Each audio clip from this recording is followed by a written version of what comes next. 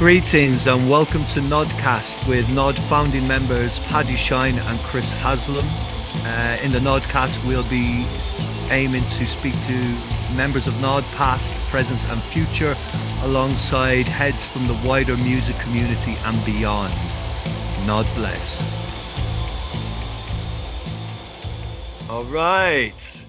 So we have Andy Blundell, aka Raikes Parade. Hello. The day before his birthday on the on the Gnodcast.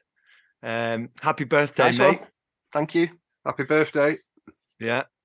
Is it tomorrow? It's tomorrow. Yeah. Yeah. Okay. You got any plans? I've been invited to go and see United at Old Trafford. But Nice. I was going to go to that. My cousin fucking asked me if I hell. wanted to go, but it's like it was 40 quid. And I was like, oh, I'm just going to watch it at home. Fair. Yeah. Who are they playing? Bournemouth. Yeah, Bournemouth, in the Caribou or whatever it is. Caribou The Cup Caribbean quarter Cup. final. Caribbean Cup, yeah. Yeah. Yeah, they're going to lose. Bournemouth are excellent. you. I Fuck heard you. they're a really, really good team. No, they're playing really good at the moment. So, I told my brother, and he was like, "If you're going to go and see United, now's the time." So, yeah, they are playing well at the moment. Yeah, no, they are. Yeah, they're looking good. They're looking good.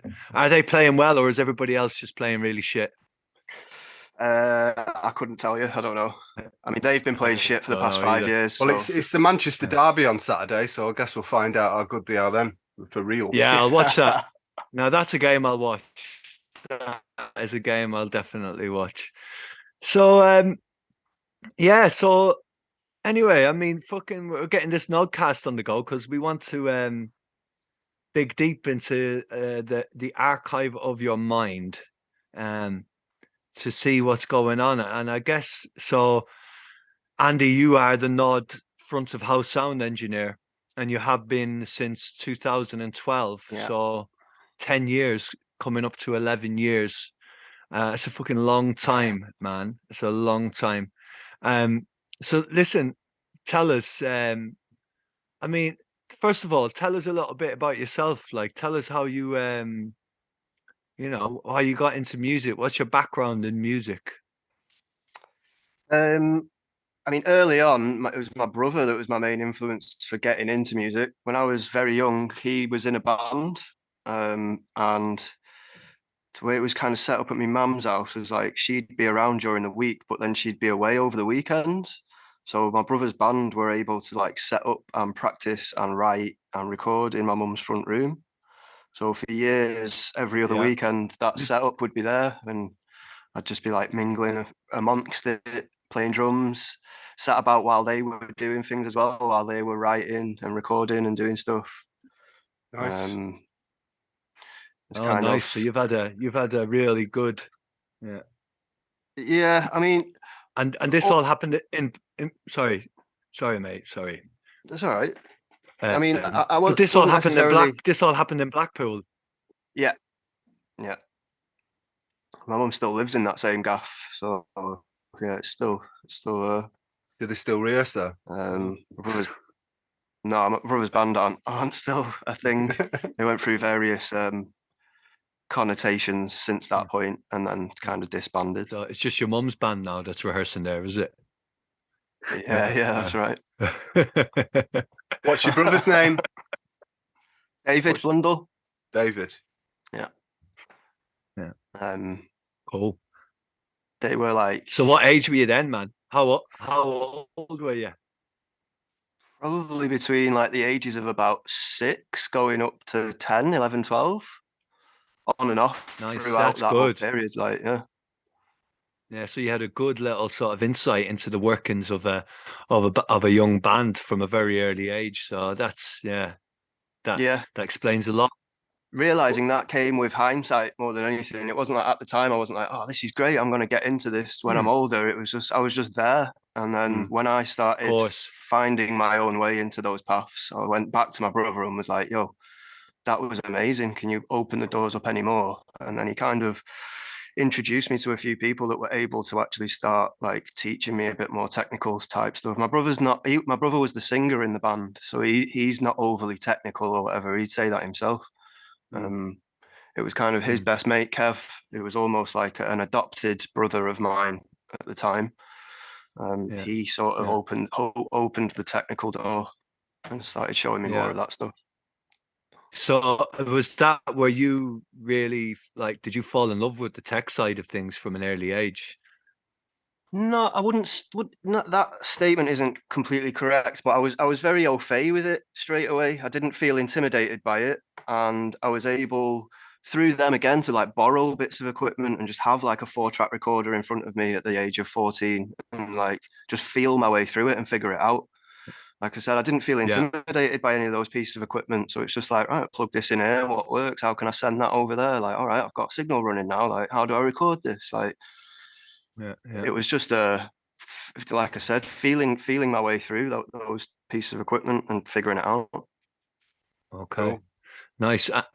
And like, so obviously you make your own music too, or you definitely used to make a lot of music. I don't know if you're making as much these days. No, but you found yourself kind of sliding into a tech role. Was that mainly due to your sort of experience working with the sound system? With what was the name of the sound system crew that you were running from Blackpool?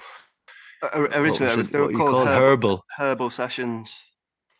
So yeah, we started putting nights on. Herbal Sessions, that's right. That crew started putting nights on, and then a sound system started being built around them. And then from there was like, once it was up and running, the guy who built it was like, I knew how to build it and put it together, but I don't know how to make it sound right. So that's when I came in. It was like he put it together and I made it sound the way it should. Right. So it's his brain, his brain and my ears. How did you know to do that? Had you studied sound engineering or what? Or you just had a natural feel for it or what?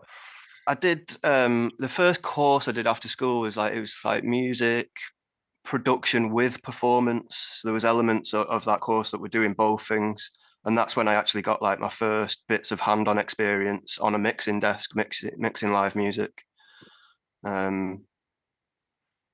Yeah, I didn't really learn much about sound system, to be honest, but you learn about EQ. So if you know about room EQ, then you know how to EQ a rig, essentially. Cool. Oh wow. So I mean, you were fairly young at that stage then, were you? In your late teens? Yeah, it's probably just leaving school. It's probably like 16, 17. Did you have anyone mentoring you through that stage, or was it kind of just like, researching yourself? Yeah, it was more like that. And then it was like doing collaboration things with other sound system crews and just picking up tips and techniques off those guys, really. Not like an older mentor as such, just like knowledge sharing between different crews and groups of people. Nice. Yeah, the best way to learn, really. Yeah. Making a lot of mistakes as well, I imagine. Yeah, definitely. Can I ask you a question? Killing a few speakers. Can I ask you a question? Yeah, shoot. What was your earliest musical memory? Oh God. I had like a toy guitar, and my mum had 2 Cliff Richard live videos. I used to like get set up in front of the telly with my guitar strapped on, and then like a fake mic stand in front of me, and then I'd stand there and mime all these Cliff Richard songs along to the live video. Wow, fucking hell. Wow. Yeah. And then like at Christmas and that when my family and that were all around, my mum would be like, "Oh, get your guitar out. Should we put the Cliff videos on?" She'd make me do it in front of all my family and that. That's fucking hilarious, man. Wow. So you were lucky. You were lucky there was no mobile phones around in those days. Oh mate, yeah. Yeah, I did a similar thing with Freddie Mercury. So I had a sweeping brush that had no head on it, and I used to dance around the sitting room, just doing all that like "We Will Rock You." I had some Queen live fucking cassette or something, so I used to just pretend I was Freddie Mercury, and I'd be in the sitting room. And then one time I was doing it and I turned around and I just saw my mother and her mate just like sticking their heads around the corner of the door, pissing their fucking pants, laughing at me. But yeah, I spent fucking hours and hours just like thinking I was Freddie Mercury with a half a sweeping brush. Yeah. But funnily enough, I also had one of my earliest memories is also with earliest musical memories. Now thinking about it, is also with Cliff Richard. It was with the Mad. Young Ones. Do you remember the Oh, Young Yeah, Ones? yeah. Living Doll. Living Doll, yeah. Living Doll. Yeah, I was fucking obsessed with that tune as a kid. Like, so yeah, Cliff, man, Cliff has got a lot to answer for. Um, yeah. So and tell me then, as far as growing up in Blackpool goes, um, who was your like sort of big musical influence in Blackpool then? Because I remember when we played Blackpool in that fucking mad place, we walked into the room and we were playing, and there was an old mate of yours playing first. With the Do you puppet. remember? What was his Yeah. name? It's called Giles. I Yeah, can't remember his second name. Giles. Yeah. But He was fucking Giles. He should just it be had a called hand. Giles Wild because he was absolutely. Well, I mean, the story of Giles He is had a like, hand. no, he had a hand puppet. Do you remember? We walked in and the puppet was That's like right. talking Yeah, into his ear, giving yeah, him the lyrics, and he'd like look at the puppet, and then yeah, he'd deliver the lyric, like, and then step yeah, back, and the yeah. I puppet would like remember. give him more lyrics, and then he'd deliver that line. Like, Yeah, he Wow. was gas. He the was a gas story of character. Giles is like he used to work in a video rental store, and Yeah. apparently every day for years he'd just go to work, take acid, and sit there in the video rental store watching all the videos. Wow. That's kind of Yeah. where he comes from. Yeah, he was an interesting cat. I remember chatting to him outside. He wasn't making a lot of sense, but I remember thinking, "Fucking hell, Yeah, yeah, what a I did. character!" I mean, It was strange because I met him through a friend of mine, and he's kind of, I don't know, he had a connection with me because he knew one of my older brothers from school. So as soon as mm, I mentioned his name, he was like, "Oh, right, you're his brother. Yeah, you're one of my mates." Do you know what I mean? So I was kind of like okay. in with him and his And crew straight away. was it Giles? What was it him? What introduced you to the 13th floor elevators? It is, yeah, yeah. I Hmm. remember the Yeah, nights, yeah. So like, I mean, pretty. that's a big deal. That's a big Yeah, it deal. is for Nod. It Uh, is, yeah. Yeah, I think that was one of the yeah, first yeah, things that us three kind of realized, like, oh right, yeah, there's a real strong link there. Yeah. yeah. The elevators, man. I The remember he elevators, showed me the like, elevators and the seeds. Do you know the seeds as well? yeah, The yeah, yeah. triple E that's Hmm. in it. Because there's a weird thing with them too as well, because they're kind of like the comparison of, like the Beatles and the Stones. It's like Uh-huh, uh-huh. the sort of from the street, and then the art crew, the art school kids. You know what I mean? The Mm. seeds were the art Yeah, school version of the yeah. elevators. Like, Yeah. Yeah, the elevators were outlaws, man. Just yeah. fucking Texan outlaws. And so tell me, uh, so fucking, when I first met you, I think it was around the time of the sort of herbal sessions days. That's when I recall meeting you.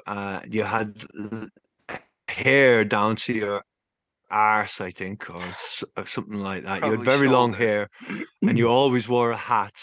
Yeah. You always wore a hat, Not much change and there. you were pretty much always smiling. Um, yeah, and you looked extremely young. And I remember thinking, this lad's very young, isn't he? I mean, what's he fucking doing here? And I remember walking into somewhere.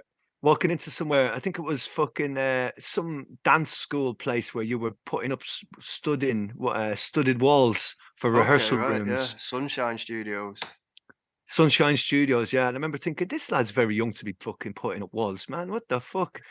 And I was like, where's like, is the boss around here or something? Is this like, and but it was you just doing it. And I remember thinking, that's a very capable young man right there.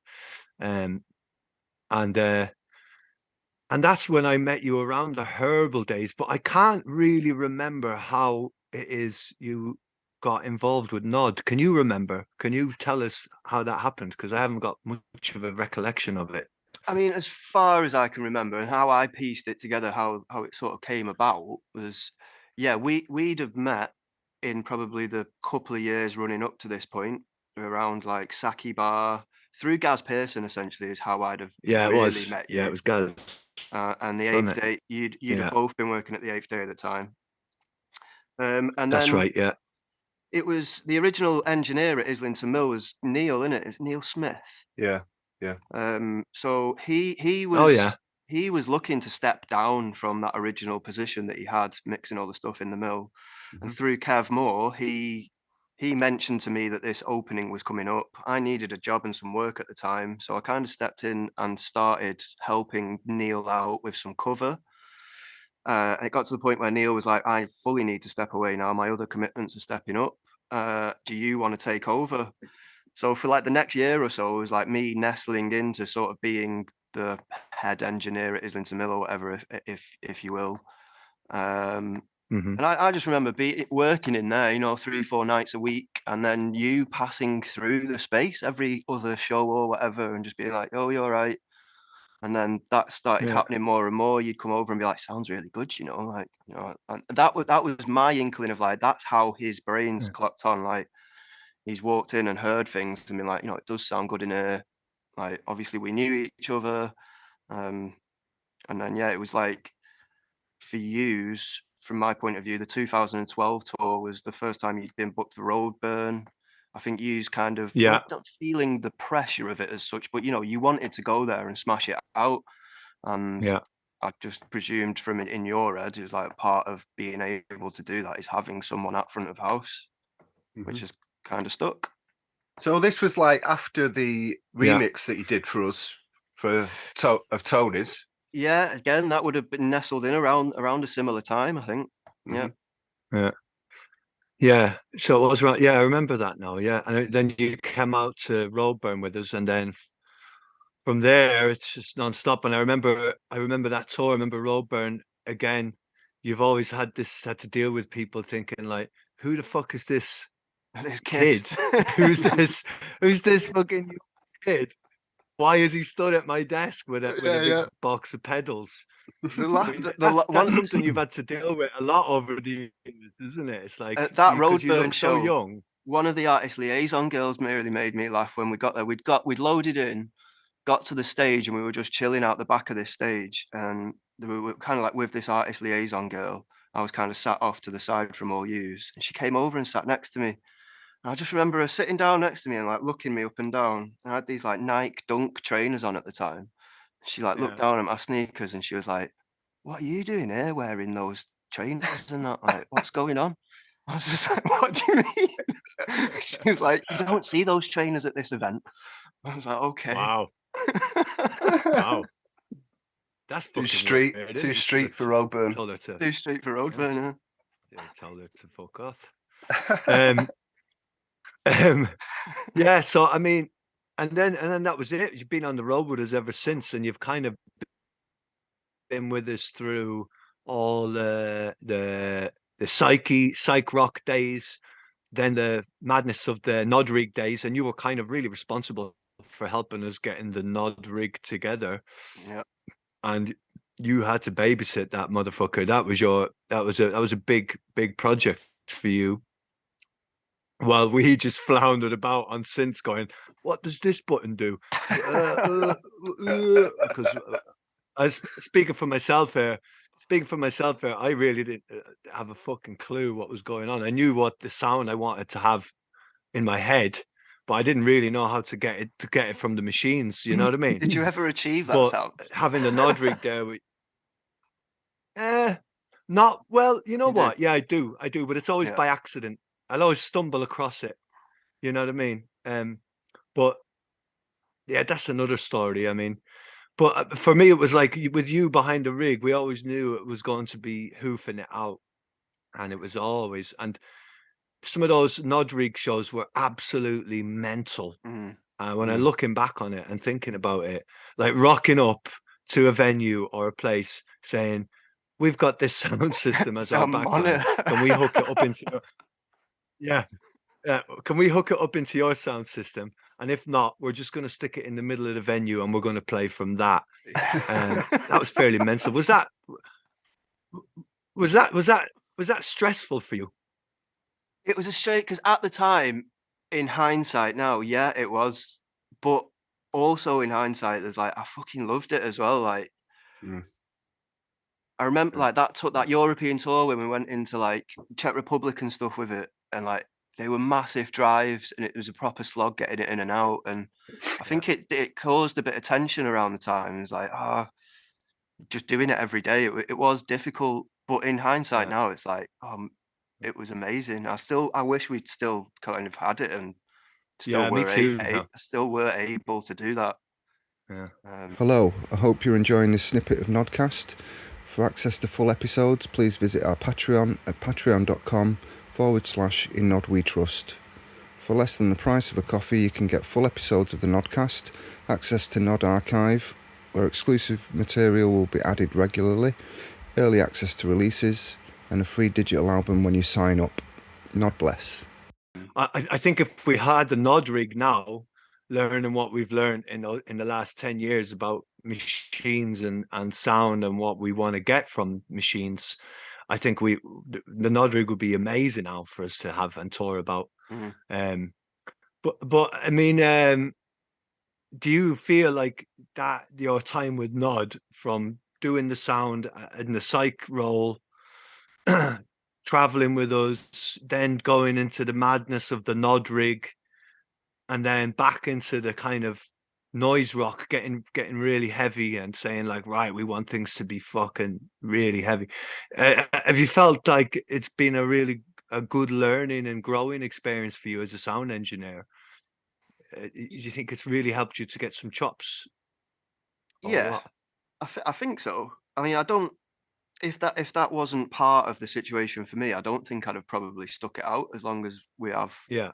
I think if I ever felt that I wasn't really getting anything out of it, then I wouldn't be as available. Yeah. And yeah, I mean, maybe a lot of it, I think, looking back over the times and what, I talk to my other groups of friends about when we get back from trips and stuff, is everything else that isn't necessarily music related about doing that. It's like actually going out and seeing other places, meeting people. Yeah, and it has to be said that the Gnod touring party is always pretty fucking sound. It's a pretty nice sound, hilarious bunch of people. I mean, I can be an absolute cunt at times, but that's my Scorpio ascendant, as my wife would say. Do you know what I mean? You can't keep blaming it I'm on a the fucking stars.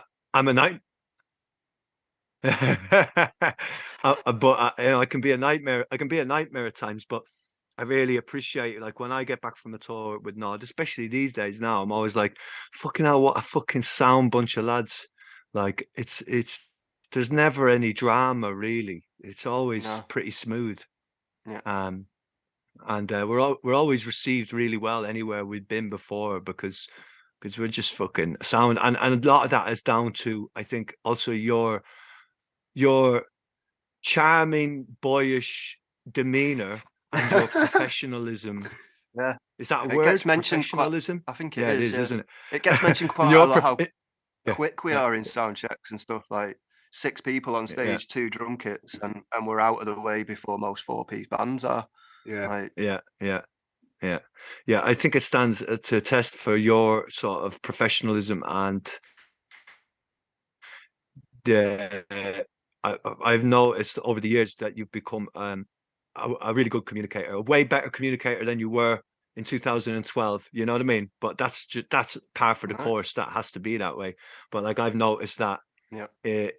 I think we all have become better, but like it's very important for you in your role to be a very, very good communicator, because you have to communicate quite quickly to a lot of people what's going on. And I have to say this as well, like while we're on the subject, I asked you about, did you find the Nod rig days stressful, more stressful than the ordinary show days? Because the way I see it, I'm always amazed. The sound engineer to me has got the most stressful fucking job in the building. You know what I mean? Even more stressful than the fucking local drug dealer who might be a bit paranoid about who's going to catch him selling drugs. To me, the sound engineer is like, when shit goes wrong, As long as I'm not buying them when he gets caught, It's all on your right. fucking. Yeah.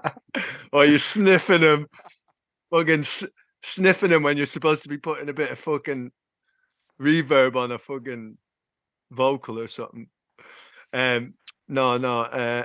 But yeah, I don't know where I'm going with that. But yeah, I always think that the sound engineers have got a very stressful job, and I'm pretty sure that most people that go to gigs who aren't in the music game, when I say in the music game, like play in bands or whatever or tech, don't realize Yeah. how the whole night is being held together by sound engineers and tech crew. Um, uh, but I think nowadays maybe it's getting more known because I guess more and more young people are actually studying that stuff. I mean, look at BIM, for example.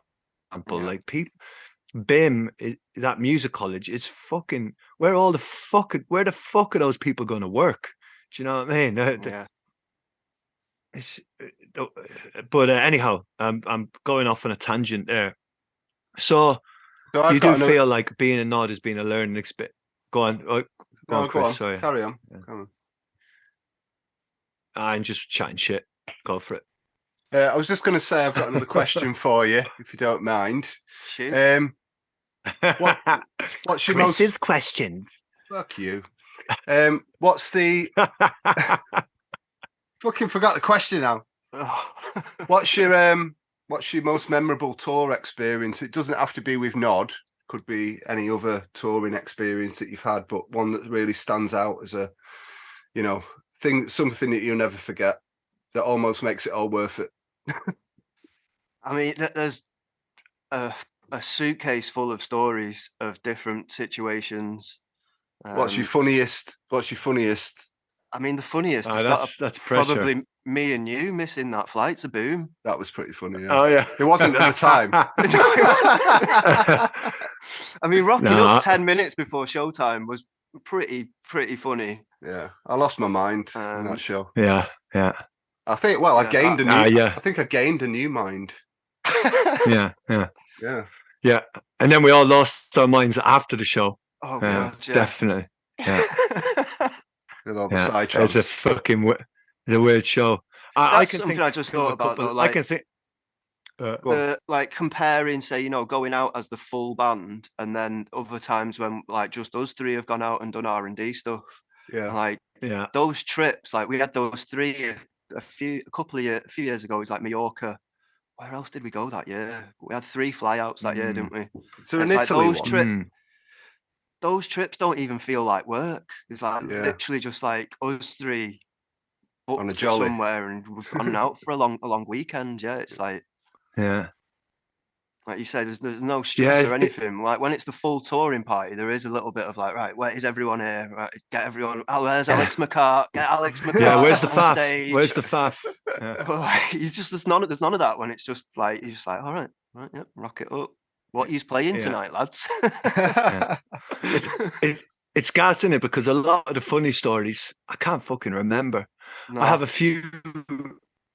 few glimpses, like probably can't really talk about it because I mean maybe we can, but do you remember the Supersonic where it all got a little bit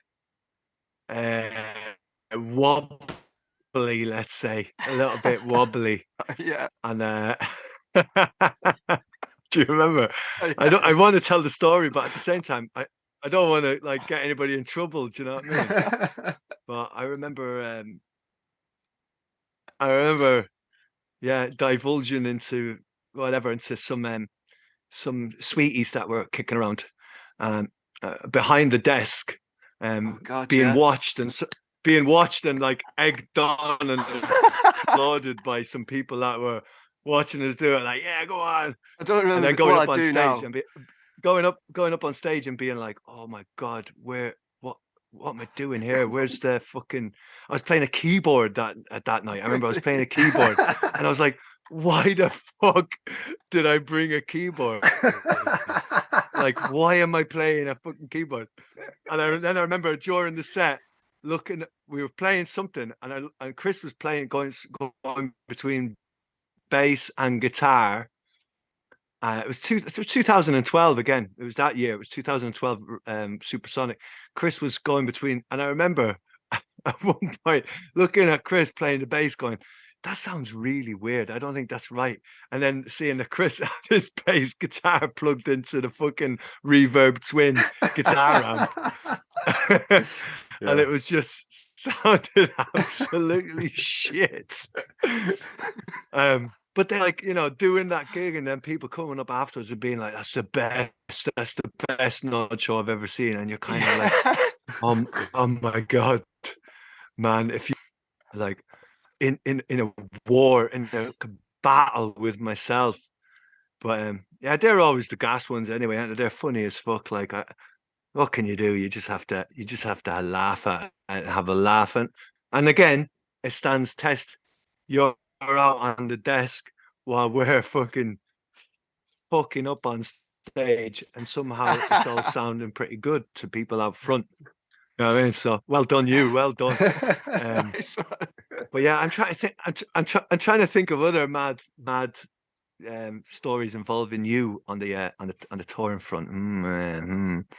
I don't know. You didn't really tell the Portugal one.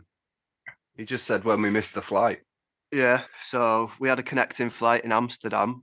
And what we've got off the flight, neither of our phones have changed the timing. So we've got off, come out the gate, and there's a pub in front of us. We're like, let's get a pint. And then, yeah, we shouldn't have done that. We've gone to the desk to like tell them what's happened and that, and there was an Italian guy in front of us. And I've just heard him like, oh, I've missed my flight. What can you do? She's like, oh, I've got another flight here for you. And she turned around and was like, that's going to be 1,200 euros, please. And I heard her say that and my heart just dropped. I was like, I've got about 200 quid in my account. Like, oh, God. And she was like, yeah, I can put you on a flight tomorrow. No extra charge. Just go and get yourself a hotel. We'll be all right. So yeah, went and got a hotel. KLM. I think it's They part lost your bag on the way back though, didn't they? Oh, fuck's sake. They lost my bag on the way there. So when I got to fucking Boom Festival, it's 40-degree fucking heat. It's like being on the set of fucking Lord of the Rings or fucking some shit like that. What's the other one called? The Dragons one. What's that Dragons one called? Game of Thrones. That TV show. It was like being on the set of Game of Thrones. Yeah, it was like being on the set of Game of Thrones. Just loads of people dressed as fucking Game of Thrones cast, swinging shit around their heads.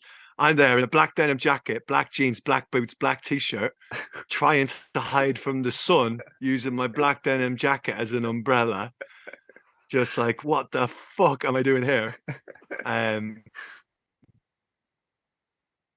And just thinking, why are we playing here? Like, how on earth did we end up getting a gig here? Yeah. But we got that gig through Fua Joachim from Lovers and Lollipops. Yeah. The gig went all right. In the end. I mean, musically, when I listen back to the recording, even gonna take the booking, weren't they? I think like the booking came through and we were it got announced. It was like, right, this is coming through. Do we want to go and do it? I'm like, fucking yeah, Boom Festival, man. What else are you I was glad. I was really happy to experience it. I was really happy to experience. I don't think it's an event that I'd ever end up buying a ticket to go to. No. But like you said, it was amazing to go and check it out. Like, yeah. No way would I go there as a punter. You know what I mean? So I often wondered, Raikes, do you miss making music, or are you like happy in the role that you found yourself in as a tech guy, not just for Gnod, but tech guy in general? Or do you miss making music, and do you think you'll ever get back to doing it? Yeah, I mean, I definitely have the urge to make music, and I always have. It's not, that urge hasn't dwindled. It's just time, headspace, and equipment that has dwindled. Yeah. Yeah. Well, I hope you get all those things back, or at some point can take a break for yourself and end up somewhere where you right time, right place, right gear, and make an album. Because you were the first release on the Tesla Tapes roster. Yeah. Do you remember? And it's a really, really good tape, really good, and so different from the music that everybody else in Gnod makes. You know what I mean? So, and that's, yeah, I think you should be making music, and I hope that you get to do it again. And yeah, and I'd like to say, I guess, before we say goodbye, it would be like just to say how much yeah, I appreciate you and your work with us. And you know, I never see you as our sound engineer. I just see you as a member of the band. I never see it as a separate entity. Yeah. You know, which is why Same you're as. always in the band photographs, etc., etc. Yeah, So yeah. I mean, it yeah, kind of started out a little bit different to that one. It was like, I mean, the Roadburn tour was a bit different, but after that, it was more like, right, we'll set you up on a fee and we'll do it like that. Mm. But then I don't know that I remember yeah, sitting down yeah, with you in a conversation of like, can we move away from this fee thing? Can we move to a split? At that point, you will be listed as a member of this band. And that to yeah, me was like, all right, actually, that's pretty sick. I'd like to do yeah. that. Like, Yeah, it's worked out all right, I think. You know, yeah, man.